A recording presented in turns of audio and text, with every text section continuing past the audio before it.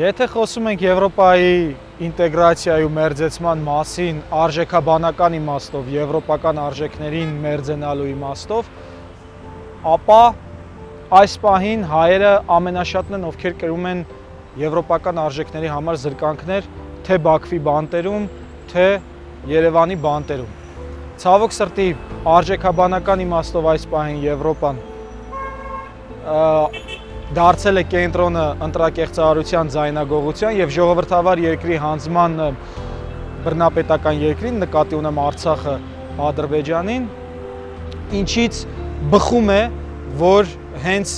Եվրոպան պետք է մերձենա Հայաստանի հետ, քանի որ այս պահին հենց Հայաստանն է պահպանում ֆաշիստական Գերմանիային հաղթելուց հետո մարդու իրավունքների գերակայության արժևը համակարգը։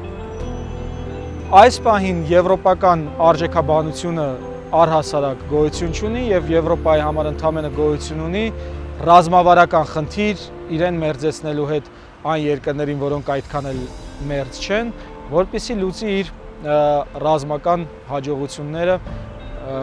Ռուսաստանի, Իրանի և Չինաստանի դեմ։